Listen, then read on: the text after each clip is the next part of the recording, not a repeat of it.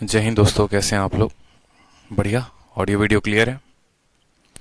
चलिए, बहुत अच्छी बात है। बहुत अच्छे सभी लाइव हैं। कल संडे है तो कल पहले बता दे रहा हूँ कि कल आप लोगों की क्लास की छुट्टी होगी। ठीक है। हाँ, संडे को छुट्टी होगी भाई। 15 मिनट इवेंट आगे बढ़ाया था तो उसके लिए परेशान नहीं होंगे। हाँ सर, आज क्वालिटी का ऑप्शन नहीं आ रहा। पारस शिवहरे बहुत बच्चे कह रहे थे कि सर क्वालिटी जो है आने की वजह से बफरिंग ज़्यादा हो रहा है। तो आज एक टेस्टिंग है। टेस्टिंग इन द सेंस कि अगर हम क्वालिटी का ऑप्शंस प्रोवाइड नहीं करवाते हैं तो क्या वीडियो बफर हो रहा है या नहीं हो रहा है। ठीक है, तो ये ऑप्शन आपके लिए एक डाला गया है। सभी स्टूडेंट बड़े ध्यान से समझ लें कि ये ऑप्शन आपके लिए आज डाला गया है। आज आपको क्वालिटी चेंज करने का ऑप्शन नहीं मिलेगा। ठीक है, और उसमें आप देखिए कि क्या आपका वीडियो बफर हो रहा है कि नहीं हो रहा है। ठीक है, बाद में देखेंगे हम। चलिए, शीट में कई आंसर्स गलत हैं। कोई बात नहीं अभिषेक, अगर शीट में आंसर्स गलत हैं तो जो क्लास में हम डिस्कस करेंगे आप उससे अपने आंसर्स को मैच कर लेंगे। ठीक है, चलिए, बहुत अच्छी बात है। सर कल चिल्ड्रंस डे है, आप विश करिए आज ही। अच्छा, ओके। आप सभी बच्चों को हमारे तरफ से दिल से दुआ है मेरे भाई।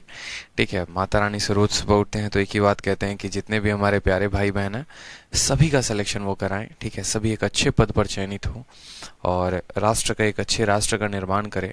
ठीक है, और खूब पैसा वैसा कमाएं। ठीक है, क्योंकि ज़िंदगी में जो अल्टीमेट है वो है पैसा। पैसा जितना कमाएंगे उतना ज़्यादा आपका नाम है, बस ये बात समझ लीजिए। ठीक है, अगर क्वालिटी चेंज का ऑप्शन अच्छा था तो वापस से क्वालिटी चेंज का ऑप्शन कल के वीडियोस में डलवा देंगे।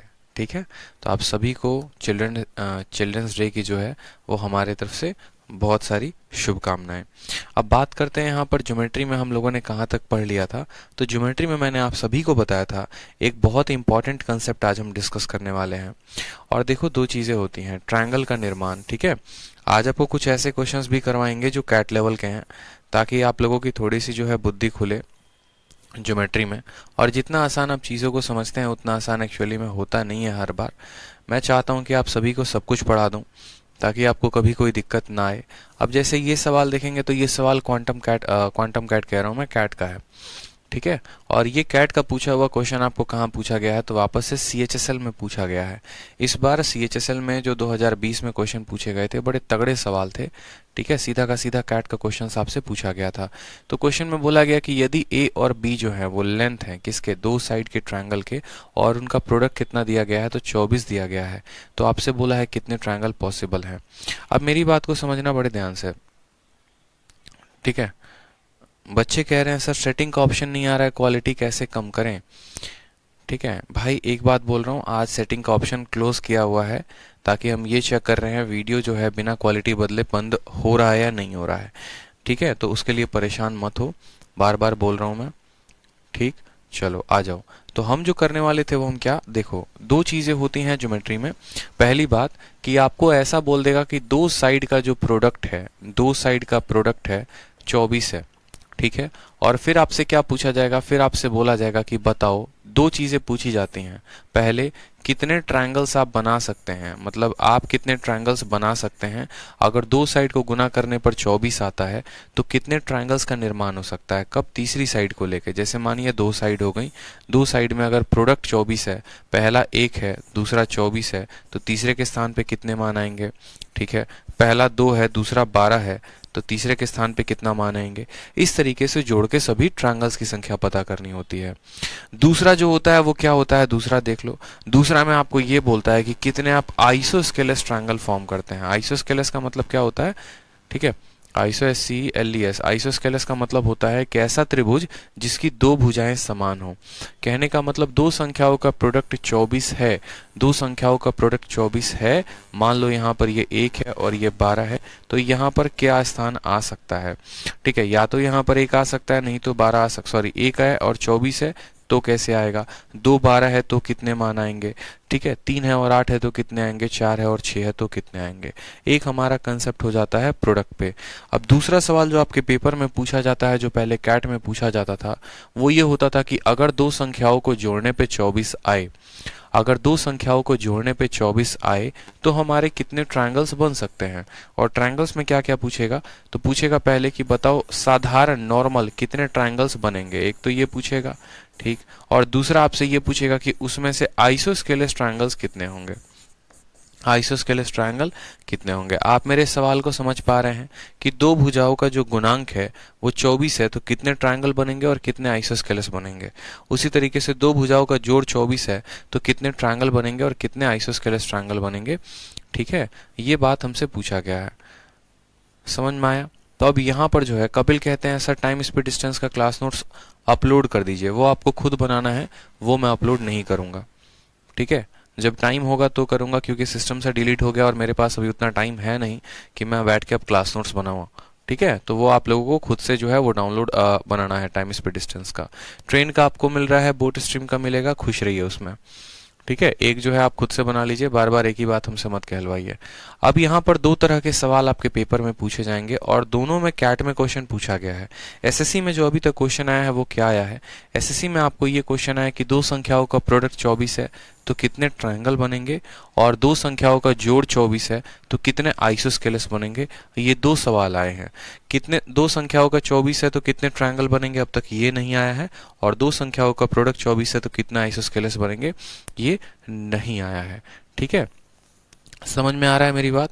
चलिए तो नेक्स्ट बात करते हैं यहाँ पर कि अब हमें अगर ऐसे सवाल बनाने होंगे तो हम कैसे बनाएंगे, एकदम साधारण तौर पे। तो आप समझिएगा इस बात को, ठीक है। आप समझिएगा इस बात को कि अगर ऐसे क्वेश्चंस बनाने हैं तो अपन कैसे बनाएंगे, ठीक है। तो सबसे पहले बात करते हैं आप लोगों को कि जब दो संख्याओं का सम, अगर मान लो मैंने कहा दो संख्याओं को गुना करने पर कल के दिन मुझे 12 मिलता है, तो बताइए कि कितने ट्रायंगल्स का निर्माण होगा, ट्रायंगल्स हमारे कितने बनेंगे। एकदम साधारण सवाल मैं आप लोगों से पूछ रहा हूं कि कितने ट्रायंगल्स बनेंगे। दो संख्याओं का जो प्रोडक्ट है वो 12 है, तो कितने ट्रायंगल बनाए जाएंगे। तो कितने ट्रायंगल बनाए जाएंगे तो हम कैसे फोकस करेंगे, हम बोलेंगे प्रोडक्ट 12 है तो 12 कैसे बनता है। तो आप बोलेंगे सर 12 या तो 1 को 12 के साथ गुना करो तो बनेगा, या 2 को 6 के साथ गुना करो तो बनेगा, या 3 को 4 के साथ गुना करो तो बनेगा। ऐसी संभावनाएं पॉसिबल है, मतलब ऐसी साइड्स पॉसिबल है। तो आपने कहा हाँ सर, ये तीन हम ट्रायंगल बनाते हैं आपके सामने और तीनों ट्रायंगल में हम इस केस का डिस्कशन करते हैं। पहली बात हम बात करते हैं कि 1 × 12 यानी ये साइड को 1 लेते हैं, दूसरा 12, तो तीसरे को x मानेंगे तो x की पॉसिबल वैल्यूज क्या होंगे। दूसरे में अगर ये साइड 2 हो, ये साइड 6 हो, तो x के कितने मान यहाँ पॉसिबल होंगे। तीसरे में अगर ये 3 हो और ये 4 हो तो x के कितने मान यहाँ पर पॉसिबल होंगे। तो अब बात करते हैं यहाँ पर x के वैल्यू की कि x की वैल्यू क्या होगी। तो x की वैल्यू जो होगी वो 12 × 1 क्या होगी, 13 से छोटी होगी, और आपको क्या होगा 12 में से 11 से बड़ा होगा। समझ में आ रहा है मेरा बात, ठीक है। x के कितने मान पॉसिबल होंगे, तो आप बोलेंगे सर x की जो वैल्यू होगी वो 13 से छोटी होगी और 11 से बड़ी होगी, यानी x की सिर्फ एक ही वैल्यू पॉसिबल है और वो है 12। x के स्थान पर आप कितना रख सकते हैं, तो आप 12 रख सकते हैं। या फिर आप ऐसे भी काउंटिंग कर सकते हैं। तो अगर आप काउंट करेंगे तो बोलेंगे यहाँ पर x की वैल्यू पता करनी है, कितने अलग अलग वैल्यू रखे जा सकते हैं, तो छोटी वाली साइड का दोगुना करके क्या कर दो, 1 घटा दो, यानी यहाँ पर x के सिर्फ एक मान संभव है। यहाँ पर बात करोगे x के कितने मान संभव है, तो छोटी वाली साइड का क्या करेंगे, दोगुना करके घटा देंगे, तो x के 3 अलग अलग मान संभव हैं। यहाँ पर x के मान पता करने होंगे तो क्या होगा, 3 का दोगुना करके आप 1 घटा देंगे, यानी यहाँ पर 5 मान संभव हैं। यानी टोटल जो हम ट्रायंगल बना सकते हैं वो कितने बना सकते हैं, तो 5, 3, 8 और 1, 9। कितने ट्रायंगल बना सकते हैं, तो 9 ट्रायंगल बना सकते हैं, ठीक है। Anshuka Somani, time and work हमने नए वाले बैच में नहीं पढ़ा है, वो चैंपियंस बैच के स्टूडेंट थे। चैंपियंस बैच में time and work, time speed distance चल रहा है, वो उसका क्वेरी पूछ रहे थे। शेरशाह बैच में भी नहीं पढ़ा है तो उसके लिए परेशान मत होइए। दो संख्याओं का प्रोडक्ट जो है वो कितना है, 12 है। अब 12 है तो फिर से मैंने क्या कहा, 12 कैसे बन सकता है, 1 × 12, 2 × 6, 3 × 4 ऐसे बन सकता है, ठीक है। और 1 × 12 बना तो ये साइड 1 है, ये 12 है, तो दूसरा क्या होगा x, फिर ये 2 है, 6 है तो x, 3 है, 4 है तो x। x के कितने मान संभव है? छोटी वाली का दोगुना में से 1, छोटी वाली के दोगुना में से 1, छोटी वाली के दोगुना में से 1। तो ऐसे अगर हमसे पूछा जाए टोटल, तो हम कितने वैल्यू बता पाएंगे? 5, 3, 8, 1, 9। टोटल कितने ट्रायंगल बनेंगे हमारे? तो टोटल ट्रायंगल जो बनेंगे वो कितने बनेंगे? तो 9 बनेंगे। यानी जब दो संख्याओं का गुणांक 12 होगा तो टोटल ट्रायंगल हमारा कितना बनेगा? तो 9 बनेगा। इसी तरीके से अभी यहाँ पर सिर्फ पूछा गया है टोटल ट्रायंगल। हो सकता है ये ट्रायंगल में कुछ ऐसे होंगे जो आइसोस्केलेस होंगे, हो सकता है कुछ ऐसे होंगे जो इक्विलेटरल होंगे। आइसोस्केलेस का मतलब ये कि जिनकी दोनों भुजाएं बराबर होती हैं, और इक्विलेटरल का मतलब वो जिनकी तीनों भुजाएं जो होती हैं वो बराबर होती हैं। तो इनमें संभावनाएं कुछ भी हो सकती हैं। इन जनरल ट्रायंगल पूछेगा तो आप ऐसे निकालेंगे। जैसे एक और क्वेश्चन आप सभी के सामने देते हैं, हो सकता है कि आप इसका आंसर दे दें, हो सकता नहीं आप आंसर दे पाएंगे, मुझे यकीन है। मान लीजिए मैंने कहा दो संख्याओं का प्रोडक्ट हमारा 18 है। दो संख्याओं का प्रोडक्ट कितना है? 18 है। तो बताओ कि आपके पास टोटल ट्रायंगल जो बनेगा वो कितना बनेगा? साधारण सा क्वेश्चन आपके एसएससी में पूछा गया कि दो संख्याओं का प्रोडक्ट 18 है, आप बताओ कि कितने जो है आपके ट्रायंगल का निर्माण होगा यहाँ पे। ठीक, तो आप क्या बोलेंगे? बोलेंगे दो संख्याओं का प्रोडक्ट 18 है तो 1 इंटू 18 बनता है। 18 कैसे बनता है? 1 के बाद 2 से भाग करते हैं तो हमारा 9 होता है। 3 के साथ कितना बनाता है? 6 बनाता है। फिर 4 के साथ 18 बनेगा नहीं, 5 के साथ बनेगा नहीं, और फिर 6 इंटू 3 मतलब रिवर्स ऑर्डर में आएगा, 9 इंटू 2 18 इंटू 1। तो इसमें कोई दिक्कत की बात नहीं, सीधा सीधी हम जाते हैं। क्या करेंगे? बोलेंगे 3 तरह के ट्रायंगल बन सकते हैं। 3 तरह के ट्रायंगल कैसे कैसे बनेंगे तो वो भी देख लीजिए। तो 3 तरह का ट्रायंगल कुछ इस कदर बनेगा कि पहले वाले का साइड 1 होगा, दूसरा 18 होगा, तीसरे पूछेगा x। फिर इसमें कैसे बनेगा? एक 2 होगा, दूसरा 9 होगा, तीसरा हो जाएगा x। फिर इसमें कैसे होगा? ये 3 होगा, ये 6 होगा, और ये क्या हो जाएगा? x हो जाएगा। अब यहाँ पर हमें x के मान पता करने हैं कि x के कितने मान संभव हैं यहाँ पे। तो x के जगह पर कितने मान आ सकते हैं? तो पहले वाले का दोगुना करके 1 घटा दो, यानी x का सिर्फ 1 मान आएगा। यहाँ x के कितने मान संभव हैं? तो 2 का दोगुना करके 1 घटा देंगे, यानी 3 मान यहाँ संभव है। यहाँ पर x का मान कितना है? तो 3 का दोगुना करके 1 घटा देंगे, यानी यहाँ पर 5 मान संभव है। यानी यहाँ पर भी टोटल कितने ट्रायंगल बनेंगे? तो आप बोलेंगे सर टोटल जो है ट्रायंगल अगर बात करते हैं तो 5, 3, 8, 1, 9। यहाँ पर भी कितना ट्रायंगल बनेगा? तो 9 ट्रायंगल बनेगा। कितना ट्रायंगल बनेगा? तो 9 ट्रायंगल बनेगा। समझ में आ गया बात? अब इसी तरीके से हमारा क्वेश्चन पूछा गया आपके पेपर में, तो मुझे बताइए, यहाँ पे सवाल में बोला गया है दो संख्याएं हैं और उनका जो प्रोडक्ट है वो कितना है? 24 है। ए और बी जो है वो इंटीजर है, तो कितने ट्रायंगल बनाए जा सकते हैं? कितने ट्रायंगल बनाए जा सकते हैं? ठीक है, हमसे ये बोला गया है कितने ट्रायंगल क्या हो सकते हैं? बनाए जा सकते हैं। आप बोलेंगे सर 24। 24 कब बनता है? 24 बनता है या तो 1 को 24 के साथ गुना करो, 2 को 12 के साथ गुना करो, 3 को 8 के साथ गुना करो, 4 को 6 के साथ गुना करो, और फिर उसके बाद वापस से रिवर्स आना शुरू होता है तो हम उनको काउंट नहीं करते हैं। हम उनको काउंट नहीं करते हैं, इस बात को ध्यान रखिएगा। तो आप अब ये कह सकते हैं कि सर ट्रायंगल बनाइए। ट्रायंगल बना दिया हमने। पहली साइड कौन सी होगी? तो पहली साइड बोलेंगे 1 और दूसरी क्या हो जाएगी? 24 हो जाएगी। ठीक, तो इसको x मानेंगे। दूसरा ट्रायंगल यहाँ बनाते हैं।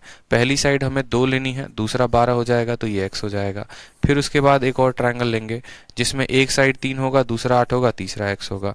और फिर एक और लेंगे जिसमें एक साइड 4, दूसरा 6। ठीक है, ये 4 होगा, ये 6 होगा और x होगा। अब x के कितने कितने मान कहाँ कहाँ पर पॉसिबल है वो देखो। तो x का मान यहाँ क्या? 1 का दोगुना माइनस कितना करोगे? 1 करोगे, यानी x का मान यहाँ 1 आएगा। x का मान यहाँ पर 2 के दोगुने में से क्या घटा दोगे? 1 घटा दोगे, यानी x का मान कितना आ जाएगा? 3। यहाँ पर बात करते हैं x का, तो 3 के दोगुने में से क्या घटाओगे? 1 घटाओगे, तो आपका आ जाएगा उत्तर 5। और यहाँ पर x का मान 4 के दोगुने में से क्या करोगे? 1 घटाओगे, तो 4 दूनी 8 में से 1 गया 7, 7 5 12, 12 3 15 और 1 16। टोटल आंसर कितना होगा? तो टोटल आंसर हमारा 16 होगा, ऑप्शन नंबर डी। अब 1 सेकंड में भी मैं आपको बता सकता हूँ इंटीजर का मतलब क्या होता है। जो गिनती के संख्या होते हैं पॉजिटिव और नेगेटिव साइन के साथ, उनको इंटीजर कहते हैं। जितने भी नेचुरल नंबर हो गए, ठीक है, वो सारे के सारे इंटीजर हैं। अगर उनमें नेगेटिव साइन लगा दो तो इंटीजर का मतलब ऐसा वैल्यू, आप ऐसे समझ लो, चाहे वो पॉजिटिव हो चाहे वो नेगेटिव हो, ना वो बट्टे में होना चाहिए ना वो दशमलव में होना चाहिए। समझ में आ गया बात? इंटीजर उनको कहते हैं। ठीक है, वो बट्टे में नहीं होने चाहिए, ठीक है, वो डेसिमल में नहीं होने चाहिए, दशमलव में नहीं होने चाहिए। अब ऐसे सवालों के लिए 1 सेकंड में भी आप आंसर दे सकते हैं। अगर आप बोलेंगे सर 1 सेकंड में आंसर कैसे दिया जाए, तो अगर ये सभी के सभी नेचुरल नंबर के सीरीज बनेंगे, जैसे मान लो 1 × 2, 2 × 12, 3 × 4, ये सीधा गिनती के बनेंगे, तो आखिरी वाली संख्या का स्क्वायर कर दो तो आंसर हो जाएगा। 4 का स्क्वायर करोगे सीधा 16 मिलेगा। जैसे पीछे में आपको मैं बताऊं पीछे में ट्रिक क्या था मेरा, तो पीछे में आप देख रहे थे जैसे 1 2 3 था, 3 का स्क्वायर 9 आता, एक और संख्या होती 4 के साथ गुना किया जाता तो 4 का स्क्वायर 16, 5 आता तो 5 का स्क्वायर 25, इस तरीके से आप आंसर दे पाते हैं। तो जितने पेयर बने यहाँ पर, जैसे 3 पेयर बने ना, तो आप क्या कर रहे हैं, हर जगह पर हर संख्या का, और वो गिनती की संख्या होनी चाहिए। यहाँ पर ऐसा नहीं है कि अब यहाँ पर 1 आ गया, 2 × 9 ना आकर फिर 3 × कुछ ऐसा करके, मतलब कि ये लगातार की संख्या हो। अगर ये लगातार हैं तो सबसे आखिरी वाले का स्क्वायर कर दो, वही आंसर हो जाएगा। ठीक है। अभिषेक शर्मा कहते हैं सर आंसर शीट में जो है वो 15 दिया गया है और 15 जो है वो गलत आंसर है। ए और B length of 2 side of a triangle such that product जो है वो कितना है, तो 7 5 12 12 3 15 1 16, where A and B are integer then how many such triangles are possible. तो टोटल जो ट्रायंगल की पॉसिबिलिटी है वो कितनी है, टोटल ट्रायंगल की पॉसिबिलिटी हमारे पास 16 है। ठीक है। बहुत अच्छे। तो समझ गए आप, 1 × 24 हो जाएगा, 2 × 12 हो जाएगा, 3 × 8 हो जाएगा, 4 × 6 हो जाएगा। x का मान जो होगा वो क्या होगा, एक ही मान संभव है, 25 से बड़ा और 23 से छोटा, यानी यहाँ पर x का मान आप 24 रख सकते हैं। ठीक है, बहुत अच्छी बात है, समझ में आ गया बात आपको। तो आप चाहो तो 1 सेकंड में भी आंसर दे सकते हो। 1 सेकंड में कैसे दे सकते हो, बस आप ये देखो कि ये सीरीज में है, सीरीज में है तो आखिरी वाली संख्या का क्या हो जाएगा, स्क्वायर हो जाएगा, और वो हमारा करेक्ट आंसर हो जाएगा। ठीक, पहला क्वेश्चन क्लियर हुआ आप लोगों को। ठीक है, अब बात करते हैं यहाँ पर इसी वाले सवाल में, थोड़ा सा आपकी बुद्धि को घुमा दें, थोड़ा सा चाहेंगे आप लोग और टफ बनाना, बताओ क्या चाहेंगे आप लोग, थोड़ा सा टफ बनाना, इस सवाल को थोड़ा सा टफ करना, बताइए। अगर आप लोग चाहेंगे थोड़ा सा टफ करना तो मैं थोड़ा सा टफ करता हूँ। सेम सवाल जो आपको दिया था मैंने ना अभी, यहाँ पर मैंने आपसे क्या बोला था, मैंने आपसे बोला था कि दो संख्याओं को गुना करने पर 12 आता है, दो संख्याओं को गुना करने पर 12 आता है। तो एक हमने आपसे पूछा था कितने ट्रायंगल बनेंगे, अब मैं आपसे एक पूछता हूँ कि कितने आइसोस्केलेस ट्रायंगल बनेंगे।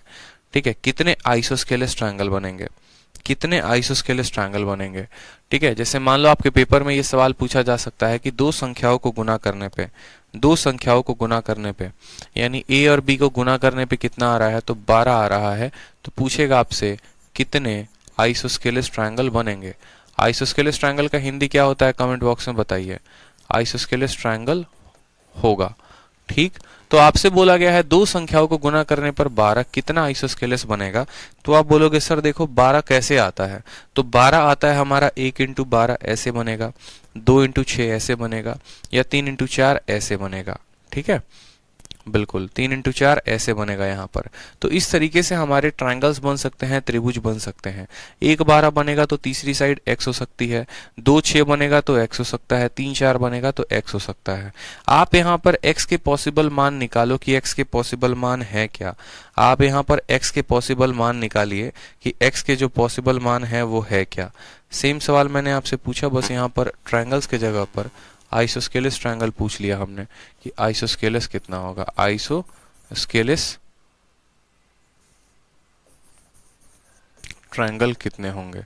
तो मैंने कहा कि देखिए अब छोटी सी बात को समझिएगा, हमें ट्रायंगल्स की गिनती नहीं करनी है, हमें बस ये देखना है, हाँ समबाहु त्रिभुज, बिल्कुल समद्विबाहु, ठीक है, समद्विबाहु होता है, समद्विबाहु त्रिभुज कहते हैं।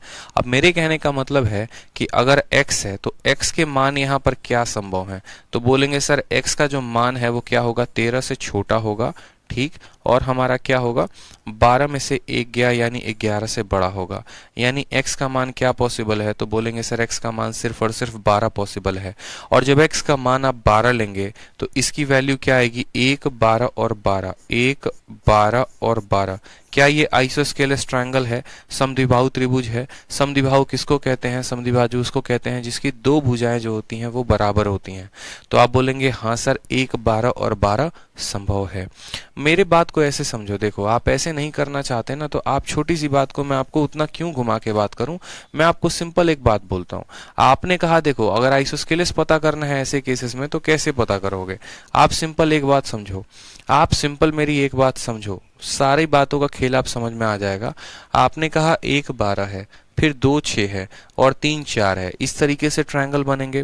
आइसोस्केलेस का मतलब जनाब क्या होता है, आइसोस्केलेस का मतलब ये होता है कि उनकी दो भुजाएं बराबर हो। समद्विबाहु का मतलब दो भुजा बराबर हो, यानी ये जो तीसरी वाली भुजा है या तो ये 1 हो सकती है और नहीं तो 12 हो सकती है। ठीक, या तो ये 1 हो सकती है नहीं तो 12 हो सकती है। अगर इसके स्थान पर हम 1 रखते हैं तो 1 रखते हैं तो देखो दो संख्याओं का जोड़ यानी दो भुजाओं का जोड़ हमेशा तीसरी से बड़ा होना चाहिए। क्या ये प्रॉपर्टी बना रहा है, तो बोलेंगे नहीं, नहीं बना रहा है, तो हम 1 और 12 में 1 को तो नहीं रख सकते। अब 12 को रखते हैं तो 12 को देखते हैं, तो 12 और 12 24, 24 क्या 1 से बड़ा है, बिल्कुल। 12 और 1 13, 13 12 से बड़ा है, बिल्कुल। यानी दो भुजाओं का जोड़ तीसरी से बड़ा है, तो ट्रायंगल बन सकता है 1 12 और 12। ये पहला आइसोस्केलेस बन गया। दूसरे वाले में आ जाइए, इसके स्थान पे या तो आप 2 रख सकते हैं नहीं तो आप 6 रख सकते हैं। आप बोलेंगे सर 2 रखेंगे तो 2 और 2, ठीक है, 2 और 2 4, 4 6 से बड़ा है, नहीं तो 2 नहीं रख सकते हैं। अब आप 6 रखिए तो 6 और 2 8, 8 6 से बड़ा है, हाँ, तो इसके स्थान पे क्या हो सकता है, 2 6 और 6 हो सकता है। अब आ जाते हैं तीसरे वाले पे। तीसरे वाले पे बोलेंगे कि यहाँ तो या तो 3 रख सकते हैं नहीं तो 4 रख सकते हैं। जब मान लीजिए ट्रायंगल में 3 रखेंगे तो 3 और 3 6, 4 से बड़ा है तो हाँ बड़ा है, तो एक ट्रायंगल बन जाएगा 3 3 4, ठीक है। और जब 4 रखेंगे तो 4 और 3 7, 4 से बड़ा है तो बोलेंगे हाँ, तो बोलोगे 3 4 और 4। यानी कुल मिलाकर अगर हमें आइसोस्केलेस ट्रायंगल की बात करनी हो, एक यहाँ पर 2 और यहाँ पर कितने 2, तो टोटल मिलाकर 1 जमा 1 जमा 2, यानी टोटल आइसोस्केलेस कितने बनेंगे, तो 4 बनेंगे। समझ में आ गया बात, टोटल आइसोस्केलेस कितने बनेंगे, 4। आइसोस्केलेस में ये देखना है कि 1 है तो 12 है, तो यहाँ या तो 1 आ सकता है नहीं तो 12, 1 नहीं आएगा क्योंकि छोटा पड़ जाएगा। 2 है 6 है तो या तो 2 आ सकता है नहीं तो 6, 2 नहीं आएगा क्योंकि छोटा पड़ जाएगा। 3 है 4 है, या तो 3 आ सकता है नहीं तो 4, 3 भी संभव है 4 भी संभव है, ठीक है, बिल्कुल। तो टोटल कितना आइसोस्केलेस पॉसिबल है, यहाँ पर 4 आइसोस्केलेस पॉसिबल है, 4 आइसोस्केलेस पॉसिबल है। क्लियर है, बता दीजिए जल्दी से, ठीक है, क्लियर है। अब जैसे एक और क्वेश्चन मैंने आपको दिया था कि यहाँ पर दो संख्याओं का, इसको हटा दीजिए, ठीक है, समद्विबाहु त्रिभुज कितने संभव हैं, तो यहाँ पर 4 संभव हैं।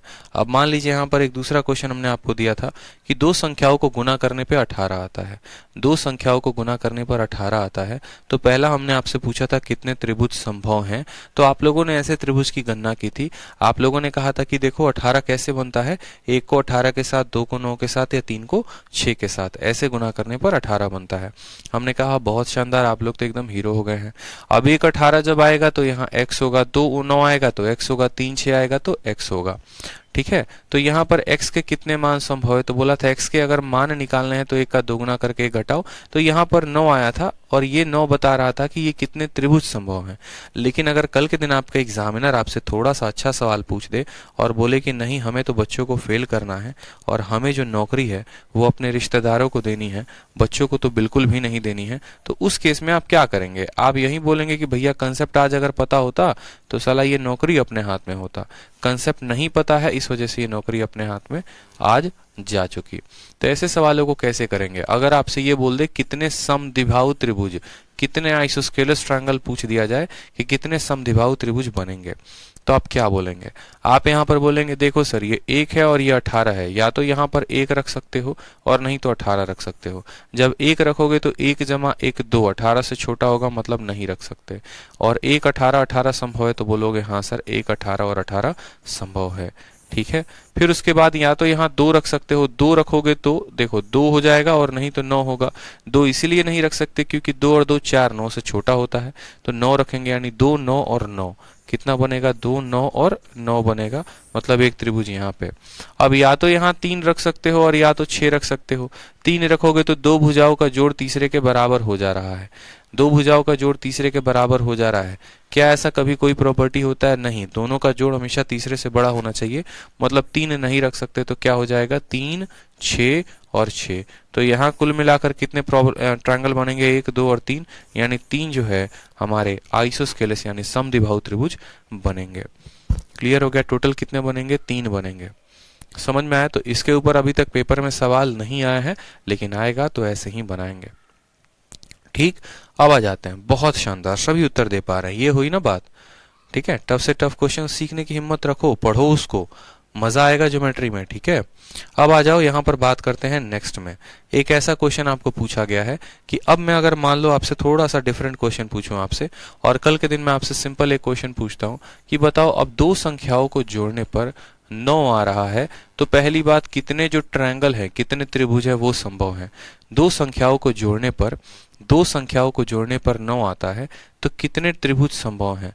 एक स्टूडेंट हमारे पूछते हैं कि सर इसमें कोई शॉर्ट ट्रिक नहीं है क्या। मेरे भाई जिंदगी भर शॉर्ट ट्रिक करोगे तो कैसे काम चलेगा। ज्योमेट्री कंसेप्ट का खेला होता है, शॉर्ट ट्रिक का नहीं होता। ठीक है, हर जगह नहीं लगाना पड़ता है मेरे भाई शॉर्ट ट्रिक, इस बात का ध्यान रखो। शॉर्ट ट्रिक जीवन बर्बाद करने के लिए होता है, कंसेप्ट पे काम करो ना। तो बोला गया है दो संख्याओं को जोड़ने पर 9 आता है, कितने त्रिभुज संभव हैं। तो आप बोलेंगे ठीक है सर, त्रिभुजों की संख्या ही तो निकालनी है, दो संख्याओं को जोड़ने पर 9 आएगा, तो वो 9 कब आएगा। तो बोलोगे जब 1 में 8 जोड़ेंगे तब 9 आएगा, 2 में 7 जोड़ेंगे तब 9 आएगा, 3 में 6 जोड़ेंगे तब 9 आएगा, 4 में 5 जोड़ेंगे तब 9 आएगा।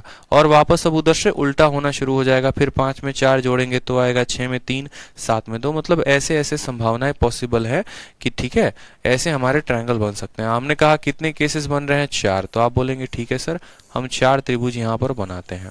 हम कितना बनाते हैं, तो टोटल कुल मिलाकर 4 त्रिभुज यहाँ बना देते हैं। पहले वाले त्रिभुज का मान क्या रखेंगे, तो बोलेंगे या तो ये 1 रहेगा और ये 8 रहेगा, तो ये x होगा। तभी तो 1 और 8 जोड़ने पे, दो संख्याओं को जोड़ने पे 9 आए, तो तीसरे की मान। इसको 2 रखेंगे, इसको 7 रखेंगे तो ये x हो जाएगा। इसको 3 रखेंगे, इसको 6 रखेंगे तो ये x हो जाएगा। इसको 4 रखेंगे, 5 रखेंगे तो x हो जाएगा। अब हमसे पूछेगा बताओ x के कितने मान संभव हैं। तो ऐसे केसेस में क्या बोलोगे, बोलोगे x का मान देखो, तो x का मान 1 का 2 गुना -1 यानी यहाँ से 1 आ जाएगा। यहाँ पर बोलेगा x का मान देखो, तो 2 का 2 गुना -1 यानी यहाँ पर कितना आ जाएगा, 3 आ जाएगा। यहाँ पर x का मान देखो, तो छोटे वाले का 2 गुना -1 यानी 5 आ जाएगा।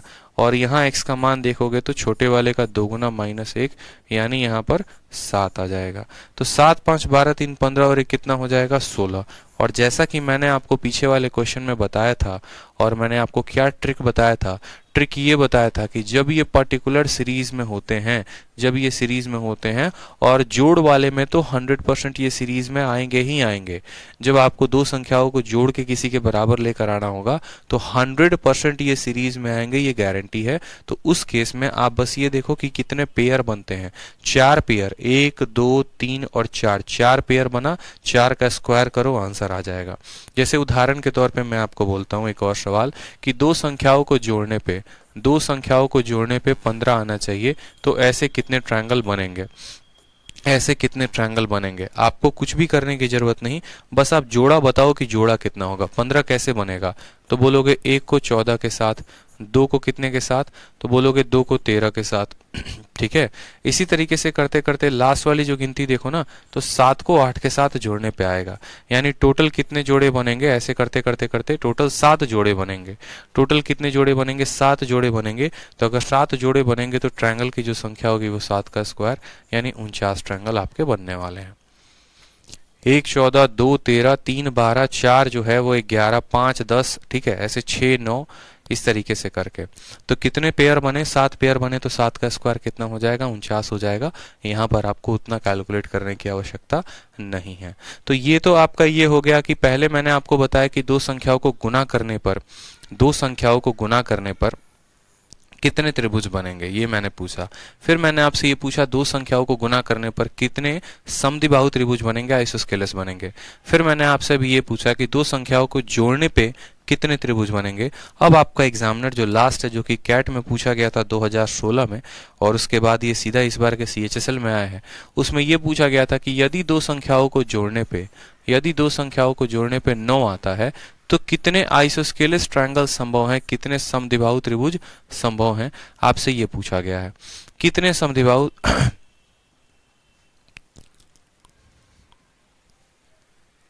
ठीक है।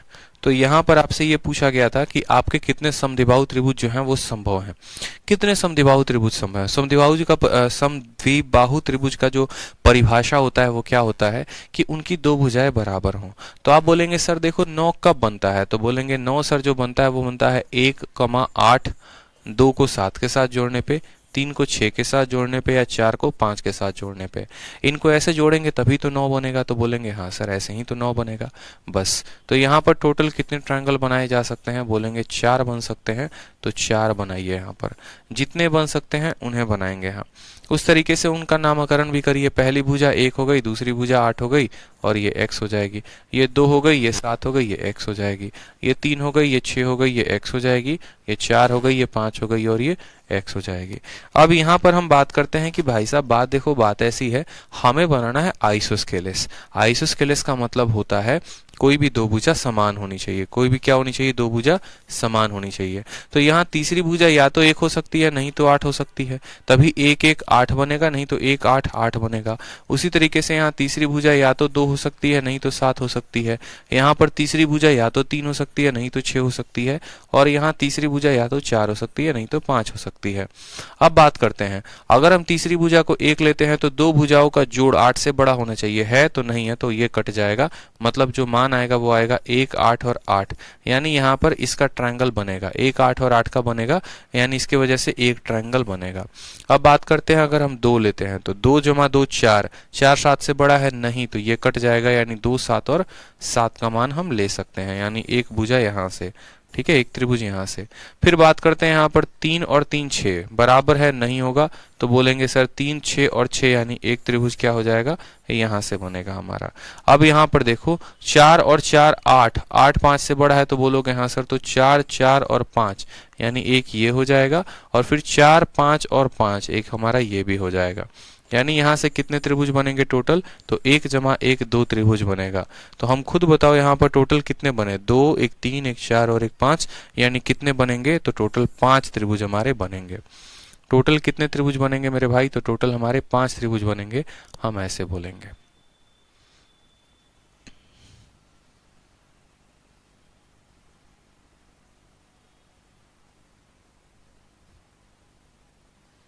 ठीक है, टोटल हमारे कितने त्रिभुज बनेंगे? तो टोटल हमारे 5 त्रिभुज बनेंगे। अब ये तो हो गया एक तरीका आपको बताने का कि टोटल 5 बनेंगे तो ऐसे बनेंगे। लेकिन आपका एग्जामिनर आपको जो है थोड़ा अगर बड़ा डेटा दे दे, जैसे 9 के जगह पर मान लीजिए कल के दिन वो आपको 16 डेटा दे देता है, 9 के जगह पर आपको बोलता है कि नहीं दोनों को जोड़ने पर 16 आएगा, तो कैसे बनाओगे? तो दोनों का पहले एक एक तरीका बता देता हूं, फिर दोनों के मैं दूसरा तरीका भी बताऊंगा। जैसे दोनों को जोड़ने पर 9 आ रहा है तो कितने आइसोस्केलेस बनेगा? अब दोनों को जोड़ने पर अगर हमारा 16 आ जाए, दो संख्याओं को जोड़ने पर हमारा 16 आना चाहिए, तो कितने समद्विबाहु त्रिभुज बनेंगे? हमसे हमारा एग्जामिनर ये पूछा था, कैट में भी और हमारे प्रीवियस ईयर में भी। मैंने कहा ठीक है भैया 16 बनाने हैं, 16 कैसे कैसे बनता है? तो बोलोगे सर 1 को बनाते हैं किसके साथ? 15 के साथ। 2 को किसके साथ? 14 के साथ। 3 को किसके साथ? 13 के साथ।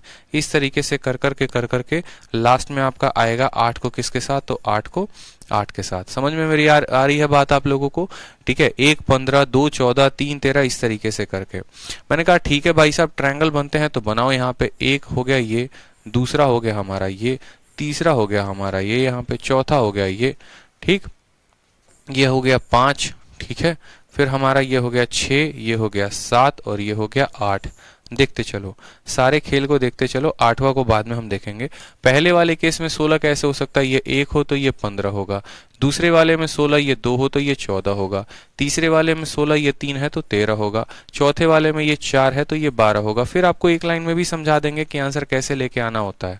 फिर ये 5 है तो कितना होगा? 11 होगा, ठीक है, ये 6 है तो कितना होगा? 10 होगा, ये 7 है तो कितना होगा? 9 होगा, और ये 8 है तो कितना होगा? 8 होगा। 8 और 8 के केस को बाद में देखेंगे। आप मुझे यहाँ पर बताओ पहली बार गिनती करने पे ठीक है, कि यहाँ पर आप कितना ले सकते हो, 1 ले सकते हो, 15 ले सकते हो, 1 लोगे, 1 और 1 2, 2 15 से छोटा होगा, नहीं ले सकते, मतलब 15, 1 और 15 आप ऐसे ले सकते हो। तो क्या ले सकते हो, जो ले सकते हैं बस वही मान लिखेंगे क्योंकि डेटा ज्यादा बड़ा है, यानी यहाँ 15 संभव है। क्या यहाँ 2 रखा जा सकता है, नहीं रखा जा सकता है 2, यानी यहाँ 14 संभव है। क्या यहाँ 3 रखा जा सकता है, 3 और 3 6, नहीं, तो यहाँ सिर्फ 13 संभव है। क्या यहाँ 4 रखा जा सकता है, नहीं, 4 और 4 जो है वो 8 हो जाएगा, 12 से छोटा, यानी सिर्फ 12 रखा जा सकता है। क्या यहाँ 5 रखा जा सकता है, नहीं, तो सिर्फ यहाँ कितना रखा जाएगा, 11। क्या यहाँ पर 6 रखा जा सकता है, तो हाँ बिल्कुल 6 भी रखा जा सकता है। क्या 10 रखा जा सकता है, तो बिल्कुल। क्या यहाँ पर 7 रखा जाएगा, तो बिल्कुल। 9 रखा जाएगा, तो बिल्कुल रखा जा सकता है। अब बात आती है ये वाले केस की कि इस वाले केस में मान क्या क्या हो सकता है। ठीक है, इस वाले केस में क्या क्या मान हो सकता है, ये बहुत इंपॉर्टेंट है। ये बहुत इंपॉर्टेंट है कि 8 8 और यहाँ पर मान क्या होगा। तो देखो, आप खुद मुझे बताओ, अगर मैं यहाँ पर बोलता हूँ x, अगर मैं यहाँ पर बोलता हूँ x के जो है, यहाँ पर अगर ये संख्या x है तो x के कितने मान संभव हैं, तो आप बोलेंगे सर x के जो मान संभव है वो है सबसे छोटी वाली साइड का दोगुना करके 1 घटा दीजिए, यानी 16 में से 1 गया तो 15 मान यहाँ पर संभव हैं। x के कितने मान संभव हैं, तो x के टोटल 15 मान हमारे संभव हैं। कैसे 15 मान संभव हैं, तो 8 8 1, 8 8 2, 8 8 3, 8 8 4, 8 8 5, 8 8 6, इस तरीके से करके। ठीक है, तो अब यहाँ पर देखो तो 1 2 3 4 5, 5 2 7, 7 2 9, इधर कितने ट्रायंगल बने, तो यहाँ पर ट्रायंगल बने आपके 9, क्या हो गए, वो समद्विबाजु थे। और यहाँ पर कितने ट्रायंगल बने, तो यहाँ पर बने 15, यानी इस हिसाब से टोटल कितने त्रिभुज आए हमारे पास, तो टोटल त्रिभुजों की जो संख्या थी वो हमारे पास कितनी थी, 24 थी। तो इसका जो आंसर है हमारे पेपर का, ऑप्शन नंबर डी जो है वो करेक्ट आंसर है। दोबारा से समझ लीजिए, हमें क्या करना होता है, 16 लाना है, 16 लाना है, 1 15 2 14 3 13 ऐसे कर करके लेके आओगे, जो बेसिक तरीका होता है समझने का। तो बोलोगे हाँ सर, यहाँ पर 1 नहीं आएगा, 15, एक त्रिभुज ये, 1 2 3 4 5, 5 त्रिभुज हो गए, 5 2 यहाँ बनेंगे, एक 6 6 10 और एक 6 10 10, 5 2 7, 7 7 9, 7 9 9, 7 2 9 हो गया, 9 हो गया ना। अब यहाँ पर खुद सोचो कि दो त्रिभुज की साइडें x और x 8 और 8 है, तो x के जगह पर कितने मान संभव होंगे, तो बोलोगे सर x के जगह पर कितने कितने मान संभव होंगे, कैसे पता चलेगा, तो जो हमारा x होगा वो 8 जमा 8 यानी 16 से छोटा होगा, और 8 में से 8 गया यानी 0 से बड़ा होगा। 1 आ जाएगा, 2 आ जाएगा, 3 आ जाएगा, 4 5 6 7 8 9, ठीक है, यहाँ पर 1 मिनट रुक जाओ, 7 8 9 10 11 12 13 14 15। इसमें 8 को नहीं ले सकते हैं। 8 को क्यों नहीं ले सकते हैं, तो बोलोगे 8 को इसीलिए नहीं ले सकते हैं क्योंकि अगर 8 ले लिया तो वो इक्विलेटरल ट्रायंगल बन जाएगा। ठीक है, और हमें तो आइसोस्केलेस चाहिए। 1 2 3 4 5 6 7 8 9 10 11 12 13 14, 14 मान यहाँ संभव है। कैसे, ठीक है,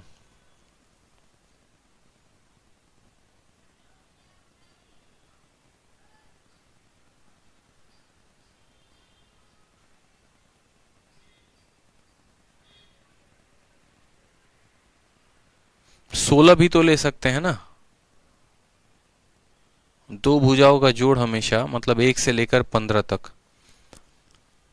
लेकिन इक्विलेटरल ट्रायंगल, आइसोस्केलेस ट्रायंगल भी तो एक इक्विलेटरल ट्रायंगल होता है। How many isosceles triangle with integer side are possible, sir the sum of two side से जितना सही है यहाँ पे ले सकते हैं। अगर 8 लोगे तो इक्विलेटरल बन जाएगा। ठीक है, इक्विलेटरल भी आइसोस्केलेस होता है, बिल्कुल इक्विलेटरल भी तो आइसोस्केलेस होगा ना यहाँ पे, तो वो उसको काउंट किया जाएगा, क्यों नहीं किया जाएगा बताओ।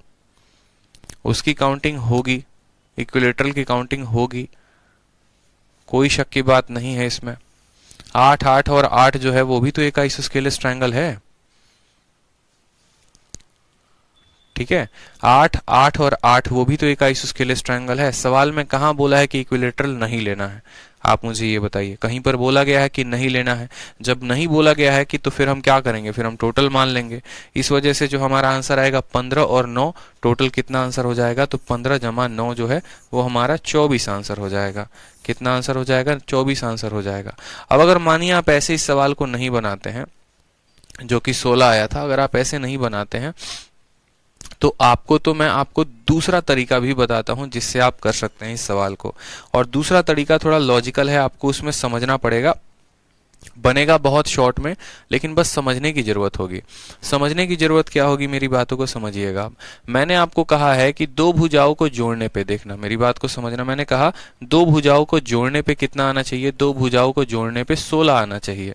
दो भुजाओं को जोड़ने पे 16 आना चाहिए, ठीक है। दो भुजाओं को जोड़ने पे बोला गया है कि 16 आना चाहिए, और ऐसे कितने आइसोस्केलस यानी समद्विबाहु त्रिभुज पॉसिबल है। मैंने कहा अगर ये मेरी भुजा x होती है, या मान लो अगर ये मेरी भुजा जो है ये x है और ये x है और ये y है, ठीक, और दूसरी भी सेम तरीके से ये x है और ये x है और ये y है। अब मैंने आपको क्या कहा है वो बात समझिएगा, मेरी बात ध्यान से। अगर मान लीजिए यहाँ पर कि इस भुजा को मैं मानता हूँ, कितना मानता हूँ, मैं मानता हूँ ये 8 है, ठीक है, और ये जो y है यहाँ पर, ये y जो है ये 8 है, और यहाँ पर ये कितना है, आप ऐसे समझ लो ये 8 है, ये 8 है, और यहाँ पर ये y है, तो एक मान हो सकता है। यानी उस केस में आप बोलेंगे, ठीक है, कि दो भुजाएं जो हैं ये बराबर हैं, दो भुजाएं बराबर हैं तो तीसरे के कितने मान संभव हैं। एक आपका ये तरीका हो गया कि तीसरे के कितने मान संभव हैं। और दूसरा आपका ऐसे हो सकता है कि दोनों को जोड़ने पे कितना है, दोनों को जोड़ने पे जो है, दोनों को जोड़ने पे, मेरी बात को समझना, दोनों को जोड़ने पे कितना आना चाहिए। तो आपने कहा कि ये हमारा a है मान लो, और ये हमारा b है, और दोनों को जोड़ने पे कितना आना चाहिए, तो a प्लस बी को जोड़ने पे हमारा कितना आना चाहिए, तो a प्लस बी को जोड़ने पे 16 आना चाहिए।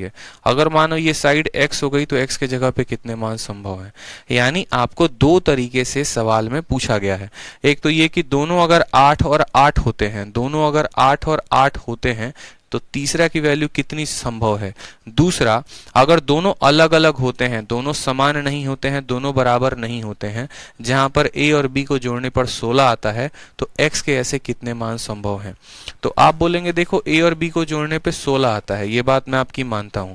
यानी x जो है वो क्या होगा, तो x जो है वो क्या होगा, 16 से छोटा होगा। x जो है आप ऐसे भी कह सकते हो कि x जो है वो a प्लस बी से छोटा होगा, और a माइनस बी से क्या होगा, तो बड़ा होगा। x जो होगा वो क्या होगा, a प्लस बी से छोटा होगा और a माइनस बी से बड़ा होगा। आप कह सकते हो जो तीसरी साइड होती है दोनों के जोड़ से छोटी होती है, और दोनों के अंतर से क्या होती है, कम होती है। मैंने कहा x यहाँ पर छोटा होगा तो किससे, a प्लस बी यानी 16 से छोटा होगा। और इनका अंतर सवाल में दिया गया है, क्या क्या इनका अंतर दिया गया है, तो इनका अंतर खुद सोचो। अगर दोनों संख्याएं हैं यहाँ पर और दोनों अलग अलग हैं तो इनका अंतर कम से कम कितना होगा। तो बोलोगे सर अगर मानो इनका अंतर हम लेते हैं तो कितना हो सकता है इनका अंतर। अगर दोनों अलग अलग संख्याएं हो गई, दोनों अलग अलग संख्याएं हो गई जिनका 16 है, जैसे मानो यहाँ पर बात करते हैं 1 हो गया, 16 हो गया, इस तरीके से करके, तो इनका अंतर कितना लिया जा सकता है अगर दो अलग अलग संख्याएं हैं तो। हाँ सर आज वीडियो क्वालिटी का ऑप्शंस नहीं आ रहा है, ठीक है, ये आपका थोड़ा लंबा प्रोसीजर पड़ जाएगा, थोड़ा आपको कम अंडरस्टैंड में भी आएगा। यहाँ पर डिफरेंस लेना पड़ेगा, डिफरेंस से एक वैल्यू यहाँ पर आएगी, डिफरेंस से दूसरा एक्स की वैल्यू यहाँ पर आएगी, फिर दोनों को जोड़ोगे। It will take a lot of time मेरे भाई, बहुत टाइम लेने वाला है आपको ये, बहुत टाइम। समझ रहे हैं मेरी बात को आप, ठीक है। एक बार आप ये सवाल को देख लो दोबारा से जो मैंने आपको बताया है, कहीं पर कोई डाउट हो तो मुझे बताओ, ठीक है। एक बार आप ये सवाल को देखो जो मैंने आपको बताया, कोई भी डाउट है तो बताओ, फिर मैं आपको उसका दूसरा तरीका भी बता देता हूँ, तब तक आप देखो उसको।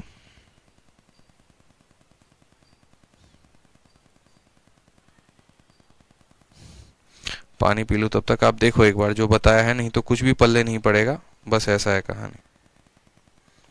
क्योंकि ये सारे अच्छे अच्छे क्वेश्चंस हैं, मेंस के क्वेश्चंस हैं, पूरे के पूरे पेपर में 100% पूछे जाएंगे, इस बात को ध्यान रखिए। तो जब पेपर में पूछे जाएंगे तो कैसे करेंगे, वो इंपॉर्टेंट है।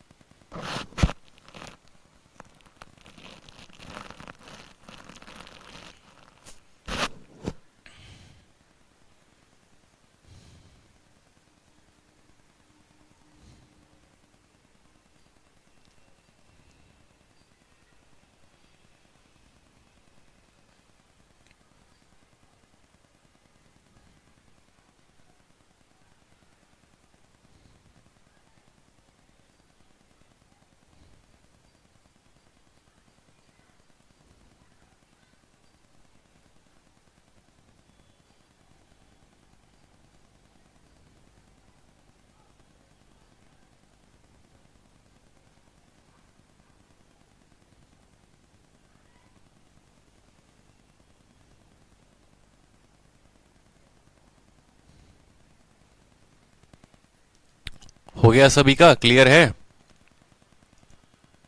चलिए तो आगे बढ़े। हाँ, ये मेथड सीख लिया ना आप लोगों ने। बस अगर ऐसे सीखना है तो ऐसे भी देखो, मैं आपको ऐसे भी बता सकता हूँ, कोई दिक्कत की बात नहीं है। ऐसे भी आप सवालों को समझ सकते हैं। सर जी कृपया करके बता दीजिए कि मैथ की क्लास की टाइमिंग चेंज हो गई है क्या? देखिए, मैथ्स की टाइमिंग की कोई चेंज नहीं हुई है। शाम वाली क्लास को मैं आपको बताऊंगा, ठीक है क्या नहीं है। अभी सवाल में देखो, जो मेरी करंट में जो क्लासेस चल रही हैं जिनकी टाइमिंग मैंने बदली है थोड़ी सी, ठीक है, वो सभी टाइमिंग आप लोग को इन्फॉर्म कर दी जाएगी। अभी जो टाइम है आप लोगों का सेम है, सही है, कोई दिक्कत नहीं है। 11:30 से ज्योमेट्री क्लास चल रही है और ये फिक्स रहेगा। तो ऐसे आप ऐसे सवालों में देखो क्या बना सकते हो। ये लंबा पड़ेगा भाई, देखो बता तो दूंगा, कोई दिक्कत की बात नहीं है। अब एक ट्रायंगल बना लेना। ट्रायंगल बनाने में बोला गया है कि वो त्रिभुज जो है वो आइसोस्केलेस होना चाहिए। आइसोस्केलेस का मतलब ये भुजा x होगी, ये भुजा x होगी और ये भुजा y होगी। तो कंडीशन नंबर 1 क्या होगा? कंडीशन नंबर ये होगा 1 कि भैया या तो दोनों का जोड़ यानी 2x की जो वैल्यू होगी, या तो 2x की वैल्यू 16 हो सकती है, या फिर कंडीशन नंबर 2 देखो, दो कंडीशंस होंगे, या तो ये दोनों बराबर होंगे, मतलब 2x की जो वैल्यू होगी ये हमारी 16 हो सकती है, समझ में आ रहा है बात, या फिर इन दोनों का जोड़ 16 हो सकता है, या फिर इन दोनों का जोड़ 16 हो सकता है। अगर आपका एग्जामिनर कहता है कि एक आपके पास समद्विबाहु त्रिभुज है, समद्विबाहु का मतलब क्या हो गया? दो भुजाएं बराबर हो गई, तीसरी बराबर नहीं होगी, ठीक है। तो उसने बस इतना बोला है कि ये त्रिभुज जो है वो समद्विबाहु है, यानी ये दोनों बराबर हैं, ठीक है। और फिर उसने एक और डेटा बोला है कि किसी भी दो भुजा का जोड़ कितना है? मान लो 16 है। तो या तो ऐसे हो सकता है कि इन दोनों का जोड़ 16 हो तो ये 8 और 8 होंगे। अगर इन दोनों का जोड़ 16 होगा, देखो इन दोनों का जोड़ 16 होगा तो ये बराबर है, यानी ये 8 और 8 होंगे। और अगर इन दोनों का जोड़ 16 नहीं हुआ, अगर इन दोनों का जोड़ 16 नहीं हुआ तो फिर 16 किसका जोड़ हो सकता है? इसका और इसका।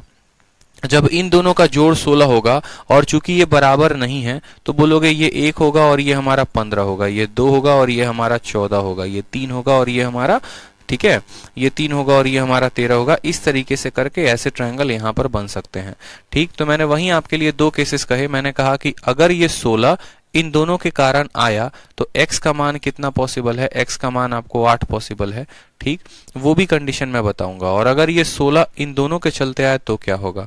अब अगर मानो कि यहाँ पर एक छोटी सी बात, यहाँ पर मैंने कहा आपको कि 2x का मान 16 है, यानी ये जो ट्रायंगल बनेगा ये कैसा ट्रायंगल बनेगा? तो ये भी 8 होगा, ये भी 8 होगा, और उस केस में ये y होगा, 8 8 और y। तो y के कितने मान संभव हैं? तो बोलोगे सर y के जो मान संभव हैं, देखो यहाँ पर ऊपर लिखो इफ 2x बराबर, यहाँ पर इफ 2x बराबर 16, ठीक। तो ये भी 8, ये भी 8 और ये y। तो y का कितना मान संभव है? तो छोटे वाले का कितना करना है? दोगुना करके घटा दीजिए, यानी 15 मान संभव हैं। कितने मान संभव है मेरे भाई? तो 15 मान संभव हैं, ठीक है। जहां पर ये 8 8 8 भी आ सकता है, 8 8 1 8 1 8 8 2 8 8 3 8 8 4 8 8 5 8 8 15 8 करके ये आ सकता है, ठीक है। अब उसके बाद बात करते हैं, यहाँ पर x x और y है। अब x x और y है तो x x और y में क्या संभावनाएं पॉसिबल होंगी? तो आप बोलेंगे देखो x प्लस y की वैल्यू कितनी है? अब यहाँ पर y का जो मान होगा, ये जो y का मान होगा, ये y का मान क्या होगा? ये जो y का मान होगा, बोलोगे सर y जो है इन दोनों से छोटा होगा, y जो होगा, ठीक है। आप देखो दो संख्याएं हैं यहाँ पर, दोनों का जोड़ 16 है, दो संख्याएं हैं और दोनों का जोड़ जो है वो क्या है? 16 है। यानी जो साइड होगी, जो भी तीसरी साइड यहाँ पर y का मान लोगे तो ये y क्या होगा यहाँ पर? तो बोलोगे y जो होगा वो x प्लस y से छोटा होगा और y जो होगा वो किससे बड़ा होगा? x माइनस y से बड़ा होगा। या फिर आप ऐसे भी कह सकते हो, ठीक है। यहाँ पर खुद मुझे बताओ जो y का रेंज होगा वो क्या होगा? बताओ पहले। सर आपके फुट छूना चाहता हूँ। भैया ऐसा काहे कर रहे हो? एक इमरजेंसी कॉल है, 1 मिनट रुक जाइए सभी, ठीक है। एक इमरजेंसी कॉल है, माफ करेंगे।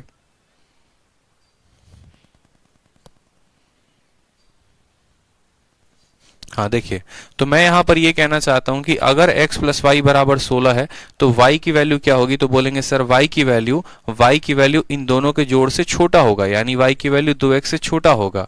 और y बड़ा किससे होगा? तो y x माइनस एक्स, यानी इन दोनों से जोड़ से घटाव से 0 से बड़ा होगा। फिर से समझिएगा मेरी बात को, यहाँ पे y जो होगा वो यहाँ पर 16 से बड़ा होगा। y यहाँ पर देखो y के रेंज क्या क्या है मेरे भाई, यहाँ पर y का रेंज ऐसा है कि y हमारा 16 से बड़ा है, छोटा है, और 0 से बड़ा है, यानी y की वैल्यू कितनी है तो 15 है। यहाँ पर y का रेंज क्या है तो यहाँ पर ये 2x से छोटा है और हमारा x माइनस एक्स 0 से बड़ा। ये मैं आपको सेकंड मेथड बता रहा हूँ। तो आप बोलेंगे ठीक है सर 2x से छोटा होगा 0 से बड़ा, तो 0 को 0 रखो, y को y रखो, और x के स्थान पर 16 माइनस y रखा जा सकता है। तो बोलोगे हाँ सर 16 माइनस y रखा जा सकता है, यानी 0 हो गया, y हो गया 16 इंटू 2 32 माइनस 2y। अब यहाँ 2y है तो क्या करो, 2y इसको भी दो, 2y इसको भी दो, 2y इसको भी दो।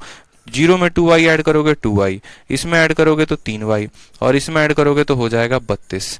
यानी आपका एग्जामिनर आपको ये बोला है मेरे भाई, आपका एग्जामिनर आपको ये बोला है यहाँ पर कि जो 3y है वो कितना से छोटा होना चाहिए। तो बोलोगे 3y जो है वो स्मॉल होना चाहिए, किससे, 32 से। 3y की वैल्यू 32 से छोटी होनी चाहिए। तो बोलोगे y की वैल्यू आपको आ जाएगी 10.6, y की वैल्यू 10.6 से छोटी होनी चाहिए, यानी y की वैल्यू यहाँ क्या लेनी है, 10 से छोटी लेनी है।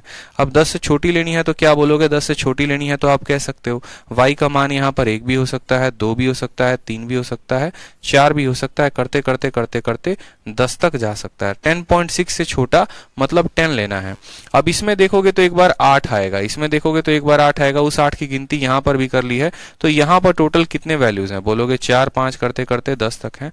तो यहाँ पर टोटल हमारे 10 वैल्यूज हैं। 10 में एक बार 8 आएगा तो एक माइनस करके 9 हो जाएगा, तो 15 यहाँ 9 यहाँ, इस तरीके से कुल मिलाकर कितने हो जाएंगे, 24 हो जाएंगे। तो ये दोनों स्पेशल केसेस थे, CHSL का क्वेश्चन था, इस दोनों में आपको ध्यान देना था। मुझे लगता है जो पहला वाला मेथड मैंने आपको बताया ना वो सबसे बेस्ट मेथड है इस सवाल के लिए। पहला वाला मेथड जो मैंने बताया था वो सबसे बेस्ट है, उससे बेस्ट कुछ भी नहीं। बाकी दुनिया की कोई मेथड लगाओगे तो कंफ्यूज हो जाओगे, इस बात का ध्यान रखना, ठीक है। चलो आ जाओ अगले सवाल पे आ जाओ, क्वेश्चन नंबर 50। बहुत ही बेहतरीन, बहुत ही अच्छा क्वेश्चन है। आ जाओ सवाल में बोला गया है क्वेश्चन नंबर 50 में कि ABC एक एक्यूट एंगल न्यून कोण त्रिभुज है। M और N क्रमशः भुजाओं AC और AB पर स्थित दो बिंदु हैं। NM को बढ़ाने पर यह बढ़ी हुई रेखा BC से D पर मिलती है। एंगल BAC का मान 26 है, BDN का मान 36 है। AMD और ABC एक पूरक कोण है, तो ABC का मान क्या होगा। बहुत अच्छा लगेगा आपको इस सवाल बनाने में, ठीक है, बहुत अच्छा लगेगा, मजा आ जाएगा। एकदम पेपर का सवाल है, छोटा सवाल है, प्यारा सवाल है, सारे क्वेश्चन टफ नहीं, सारे आसान नहीं, मिक्स मिलेंगे आपको। तो अब यहाँ पर ये सवाल के बारे में थोड़ी सी व्याख्या की गई है, तो बना लेते हैं जैसे जैसे फोटो बोला है, और आप भी कॉपी पेन लेके बनाइए, तभी समझ में आएगा।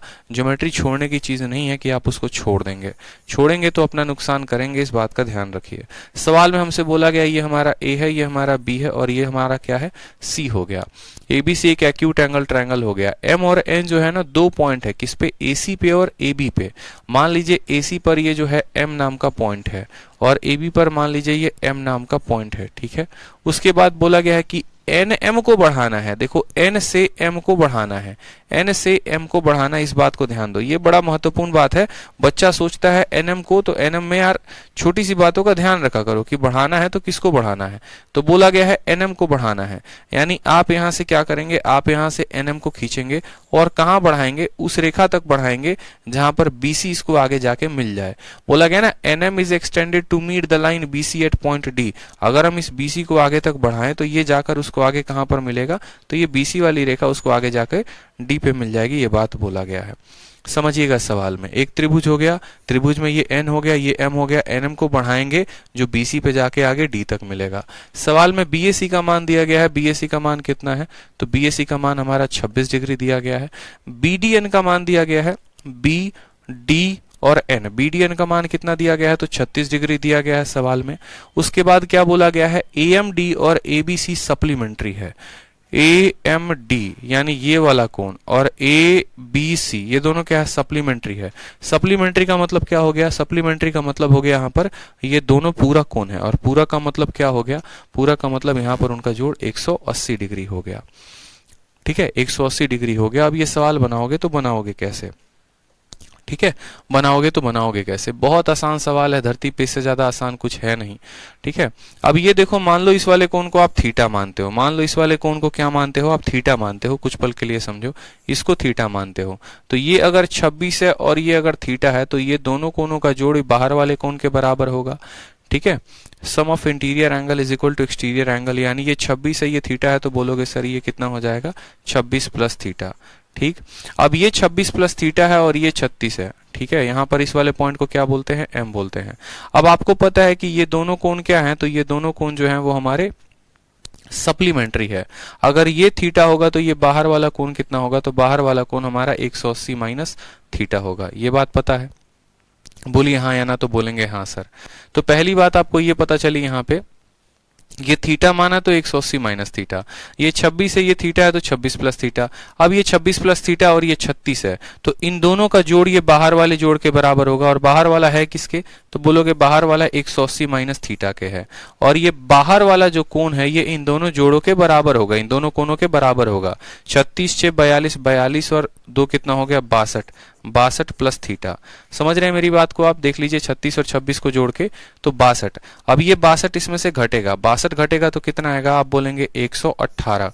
118 की वैल्यू कितनी हो जाएगी 2 थीटा, तो थीटा की वैल्यू कितनी आ जाएगी 59 डिग्री जो होगा वो क्या होगा, करेक्ट आंसर। सवाल में एंगल एबीसी पूछा गया था, 59 जो होगा वो करेक्ट आंसर होगा, ऑप्शन नंबर ए। ठीक है भैया, देखो सप्लीमेंट्री का मतलब होता है 180 डिग्री, सप्लीमेंट्री जो है वो 180 डिग्री होता है इनका जोड़। हिंदी में देख लो सही लिखा है कि गलत लिखा है, पूरक क्या लिखा हुआ है, सर जी पूरक 90 होता है। अगर पूरक 90 होता है तो यहाँ संपूरक लिख लीजिए, हिंदी में गलत है। एबीसी जो है ये क्या है, संपूरक कोण है, संपूरक में थोड़ा सा करेक्शन कर लेंगे। ठीक है, हो जाता है कभी कभी गलती हो जाती होगी टाइपिस्ट से, संपूरक कोण है। चलिए आगे आ जाइए, अगला सवाल बोला गया है 51 नंबर क्वेश्चन को देखिए। ठीक है, क्वेश्चन नंबर 51 देखिए, दिए गए फोटो में एडी जो है वो एंगल सीएबी का बाइसेक्टर है। ऐसे क्वेश्चन भी हमने आपको कराए हैं कि दी गई आकृति, अब ये देखो यहाँ पर आकृति नहीं दी गई है, तो असल में जो आकृति दी गई थी वो आपके क्वेश्चन पेपर में एक बार आप लोग देखो, फोटो क्वेश्चन नंबर 51 का आप लोग एक बार जो है जो डायग्राम दिया गया है वो देखिए। क्वेश्चन नंबर 51 में क्या दिया गया है वो देखिए एक बार, क्वेश्चन नंबर 51 में क्या दिया गया है वो देखिए।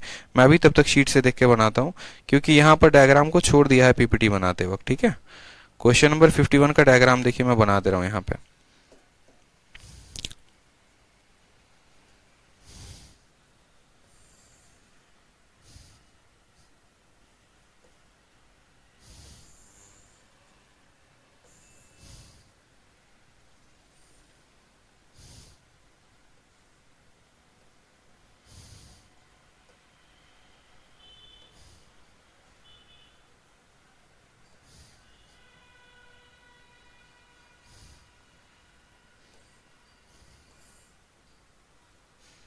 ठीक है, ये हो गया क्वेश्चन नंबर 51 का। ठीक, मैं बना रहा हूं फोटो यहाँ पे।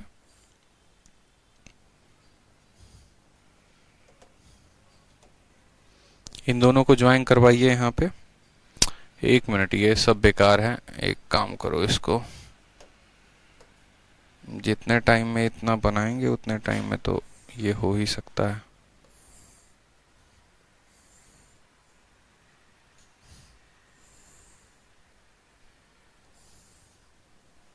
लो, बन गया फोटो। और सवाल में क्या बोला गया है, सवाल में बोला गया है ये ए है, ये बी है और ये एफ है। उसके बाद बोला गया है सी है, ई है और डी है। ये आपका फोटो है क्वेश्चन नंबर 51 का। और सवाल में आप बोला गया है कि एडी जो है ना वो एंगल सीएबी का बाइसेक्टर है।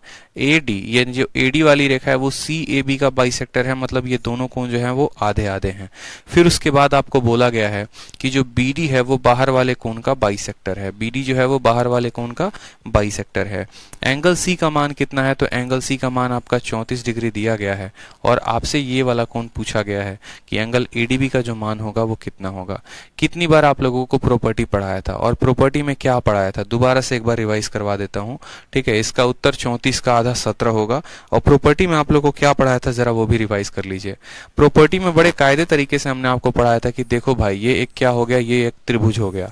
और ये त्रिभुज में आप ऐसे समझ लो कि इसका बाइसेक्टर का मतलब क्या, इसका कोण समद्विभाजक जो इसके कोण को दो बराबर भागों में बांटेगा। ठीक है, और इसके बाहर वाले कोण का, यानी इसके बाहर वाले कोण का बाइसेक्टर, यानी इसका कोण समद्विभाजक अगर यहाँ पर मिलते हैं, अगर यहाँ पर मिलते हैं तो ये वाला जो कोण होता है ना हमेशा इसका आधा होता है। अगर ये 2 थीटा होगा तो ये हमेशा थीटा होगा, इस बात का ध्यान रखना। एंगल बी यहाँ पर अगर मानो ना, इसको एंगल बी देते हो, इसको डी देते हो, तो बी का कोण समद्विभाजक और इसका कोण समद्विभाजक बाहर वाले का जब भी मिलेंगे तो यहाँ बना कोण इसका क्या होगा, आधा होगा। उसी तरीके से आपको यहाँ पर जो ये थीटा है वो क्या होगा, 34 का आधा होगा। तो आपको ध्यान रखना है थीटा बराबर 34 का आधा, यानी 17 डिग्री जो होगा वो हमारा क्या होगा, करेक्ट आंसर होगा ऑप्शन नंबर डी। ठीक है, अगला सवाल भी देखिए CHSL में पूछा गया है, सेम तरीके से आपसे पूछा गया है। एक ट्रायंगल आपको बनाना है ABC, तो आप यहाँ बनाइए ट्रायंगल ABC। जैसे जैसे सवाल में बोलेगा वैसे वैसे बनाते चलिए। आपने एक यहाँ पर त्रिभुज बनाया, उस त्रिभुज के अंदर आपको बोला गया है कि एक लंब डालो, तो मैंने कहा ठीक है लंब यहाँ पर डाल देंगे। लंब डाल दिया आपने, परपेंडिकुलर डाल दिया, किसकी तरफ डाल दिया, BC की तरफ। ठीक है, जैसे जैसे नाम बोला गया एक ट्रायंगल है A, फिर है B, फिर है C, और बोला गया है D नाम का क्या है, परपेंडिकुलर है। देखो AD जो है वो BC पर क्या है, लंब है, परपेंडिकुलर है, तो मैंने कहा परपेंडिकुलर डाल दो। फिर AE जो है वो किसका बाइसेक्टर है, एंगल A का। एंगल B का मान कितना है, तो एंगल B का मान 72 है। एंगल C का मान कितना है, 26 है। और AE जो होगा वो क्या होगा, बाइसेक्टर होगा। AE जो होगा वो क्या होगा, बाइसेक्टर। बाइसेक्टर किसका, तो एंगल A का। अब आपसे बोला गया है DAE का मान बताओ, ये बीच वाला। आपको पढ़ाया था ये भी प्रॉपर्टी, अगर याद होगा तो क्या पढ़ाया था वो भी ध्यान रखो, दोबारा से रिवाइज करवा देता हूँ। बहुत बच्चे अभी छठ दिवाली में सब भूल गए होंगे। आप लोगों को एक प्रॉपर्टी ध्यान रखनी है। क्या ध्यान रखनी है कि ये हमारा एक त्रिभुज है A, B और C नाम का। इसके पे अगर हम एक लंब डालते हैं और एक हम बाइसेक्टर डालते हैं, बाइसेक्टर जो होगा वो एंगल A का होगा, तो उस केस में अगर हम इसको मान लो एंगल जो DAE है, एंगल जो DAE है वो बराबर होगा एंगल B एंगल C के डिफरेंस का। एंगल B में से एंगल C घटा दो और उस डिफरेंस का क्या होगा, तो आधा होगा। ये बात ध्यान रखना है कि जो बीच वाला कोण है, बीच वाला कोण इन दोनों के अंतर का आधा। उसी तरीके से यहाँ पर हमसे क्या पूछा गया, बीच वाला, तो 72 और 26, 72 और 26 कितना हो गया, तो बोलोगे एंगल जो DAE है, एंगल जो DAE है, 72 में से 6 घटाओ 66, 66 में से 20 घटाओ तो कितना हो जाएगा, 46। 46 का आधा कितना होगा, तो 46 का आधा यानी 23 डिग्री होगा। ऑप्शन नंबर A जो है वो करेक्ट आंसर है। समझ में आया, इन दोनों के अंतर का आधा। उसी तरीके से अगला सवाल में आपको सवाल पढ़ना है और आपको समझ जाना है कि आपको ये क्या पूछ रहा है प्रॉपर्टी में। सेम तरीके से आपसे यहाँ पर बोला गया है कि तुम्हारा एक त्रिभुज होना चाहिए ABC नाम का। ठीक है, ABC में तुम्हारा AM नाम का एक परपेंडिकुलर होगा, किसके ऊपर, BC के ऊपर। AN नाम का एक बाइसेक्टर होगा एंगल A का। आपसे पूछा गया है MAN यानी बीच वाले का मान, तो बीच वाले का मान 55 में से 35 घटाओ 20, और 20 का आधा कितना होगा, 10 होगा। टिक करो, आगे बढ़ो। 55 में से 35 घटाओ 20, 20 का आधा 10। किसका क्वेश्चन था, CGL का था, बना पाए।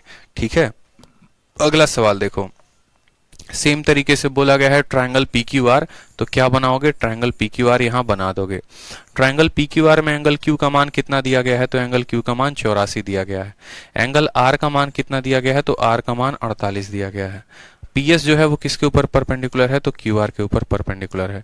और bisector of P meet QR at किस पे, T पे, तो SPT का सेम मान पूछा गया है। क्या करना है, 84 में से 48 घटाना है और उसको क्या कर देंगे, आधा कर देंगे। ठीक है, तो 84 में से 40 घटा दो तो हो जाएगा 44। 44 में से 8 घटा दो 36, 36 का आधा कितना होता है, 36 का आधा 18 होता है। अब यकीन मानोगे आप मेंस के सवालों को सेकंडों में बना पा रहे हो, और वो भी सबसे टफेस्ट शिफ्ट का क्वेश्चन है, ये 15 तारीख को पूछा गया था। तो इसीलिए मैं कहता हूं कि प्रॉपर्टी ध्यान रखो। प्रॉपर्टी ध्यान रहा तो पता चल जाएगा बीच वाला कोण इन दोनों के कोण का क्या होगा, अंतर का आधा होगा। ठीक है, इसी तरीके से सेम सवाल है, PQR में R का मान दे दिया गया है PQR। ठीक है, जैसे जैसे बोला है, पहले फोटो देख लेना बनाकर कि हाँ भैया वही है कि नहीं, नहीं तो उल्टा सीधा लगा लोगे। PQR में चलो R का मान दे दिया गया है 54 है। परपेंडिकुलर बाइसेक्टर ऑफ PQ, अब देखो PQ का परपेंडिकुलर बाइसेक्टर, ये PQ का जो है, ठीक है, तो perpendicular bisector of PQ at S meet the perpendicular bisector of PQ at S meet QR at T। बड़ा खतरनाक सवाल है। एंगल TPR का मान दे रखा है, PQR का मान पूछा। अच्छा, उल्टा पूछ दिया, यहाँ पे उल्टा पूछ दिया तो 46 का 2 गुना 92, 54 में कितना जोड़ोगे। ठीक है,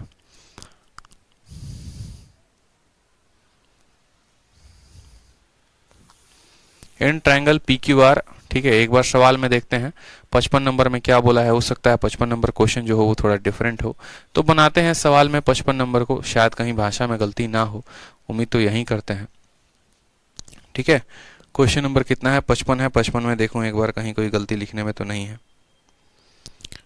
question number 55, P Q R में आर का मान 54 है। बोला गया था perpendicular bisector of P Q at S, ठीक है, at S meet Q R at T. अगर टी पी आर का मान जो है वो 36 है, 46 है, पी क्यू आर का मान कितना होगा, यही है हमारा सवाल।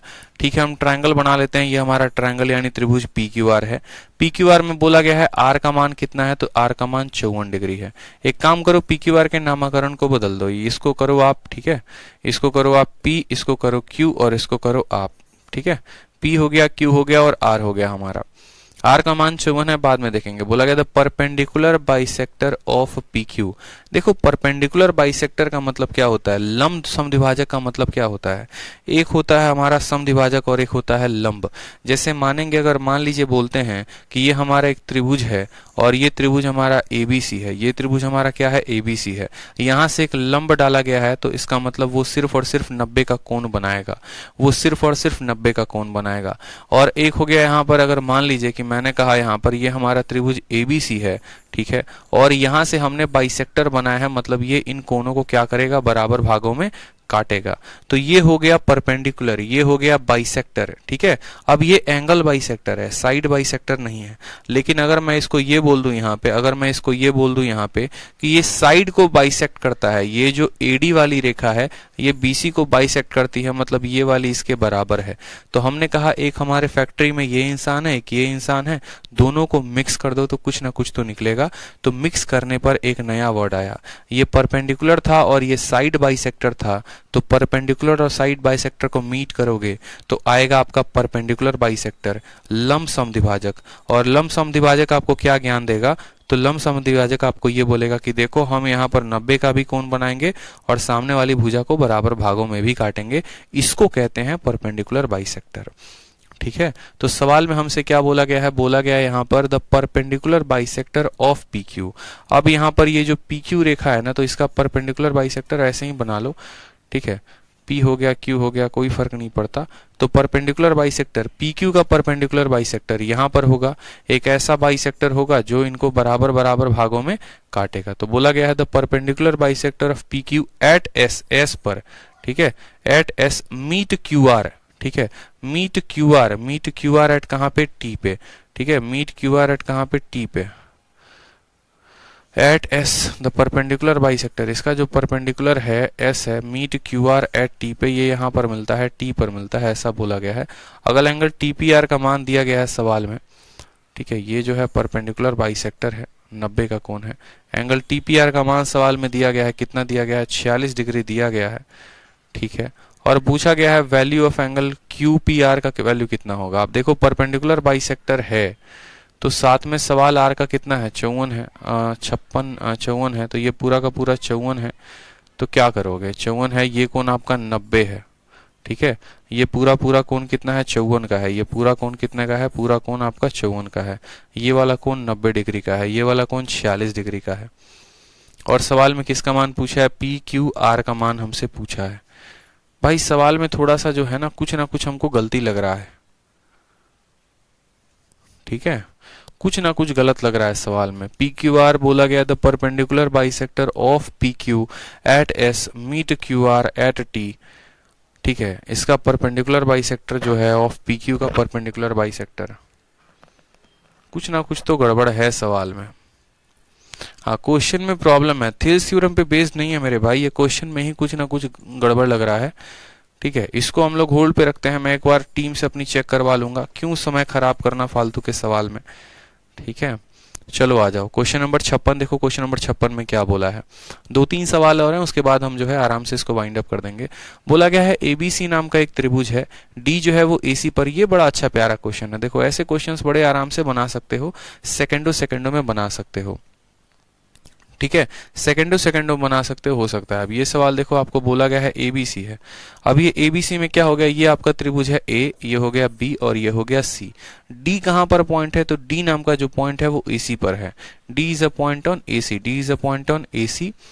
इस तरीके से कि जो ए बी है वो बी डी के बराबर है। ये जो ए बी है ना, ये हमारा ए बी ये हमारे बी डी के बराबर है, पहली बात। और फिर उसके बाद जो ये हमारा बी डी है वो हमारे डी सी के बराबर है।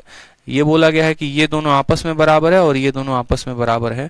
एंगल बी ए डी का मान सवाल में दिया गया है, ये वाला कोण 70 डिग्री है और हमसे पूछा गया है एंगल बी का मान कितना होगा। ठीक है, एंगल बी का मान कितना होगा, एंगल बी का मान कितना होगा। अब ये सवाल में देखो एकदम बहुआ सवाल है, कोई दिक्कत की बात नहीं। आप बोलोगे देखो ये वाला और ये वाला जो भुजा है दोनों बराबर, तो अगर ये 70 है तो ये भी कितना हो जाएगा, तो बोलोगे 70 हो जाएगा। अब त्रिभुज ए बी और डी में देखिए तीनों कोनों का जोड़ कितना होता है, 180 डिग्री होता है। तीनों कोनों का जोड़ 180 डिग्री, तो ये 70 70 140 है, तो ये कितना हो जाएगा, तो ये भी हमारा 40 डिग्री हो जाएगा। ठीक, अब आप मुझे खुद बताइए ये क्या है, ये वाला 70 क्या है, तो ये 70 जो है ये बाहर वाला कोण है। इस वाले फोटो का, इस वाले का, इस वाले त्रिभुज का ये बाह्य कोण है और बाह्य कोण अंदर वाले दोनों कोणों के बराबर होते हैं। यानी अगर मैं इसको थीटा बोलूं और ये भी थीटा, क्यों, क्योंकि ये दोनों जो भुजाएं हैं ये बराबर हैं। अगर ये दोनों भुजाएं बराबर तो इनके द्वारा कोण भी बराबर, यानी 2 थीटा का मान 70, तो थीटा का मान कितना हो जाएगा, तो बोलोगे सर थीटा का मान यहाँ पर 25, ठीक है 35 और 35 हो जाएगा। यानी ये 35 हो गया और ये भी 35 हो गया।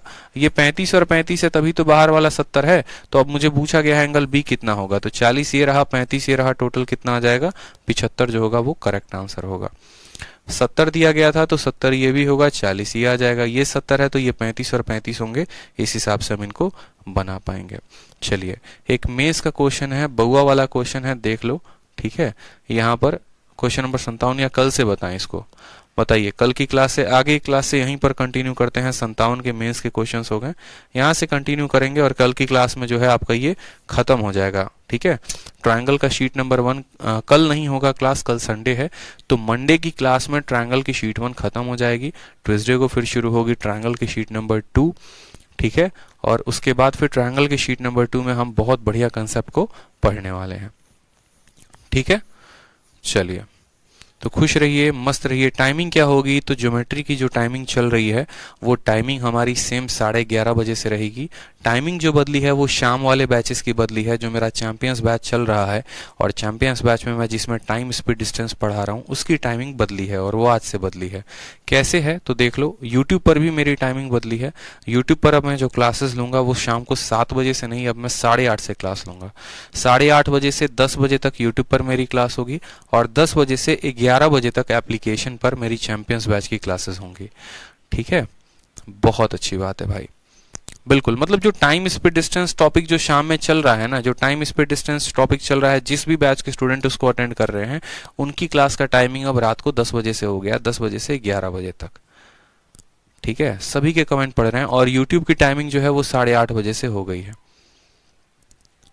चलिए,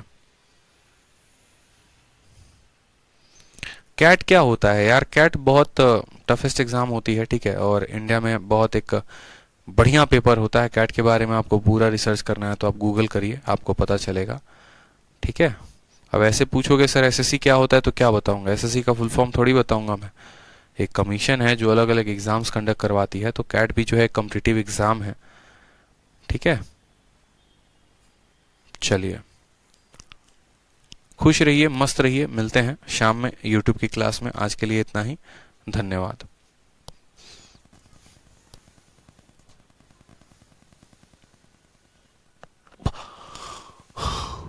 मेरे भाई इस बैच की टाइमिंग नहीं बदली है, इस बैच की कोई टाइमिंग नहीं बदली है, परेशान मत हो।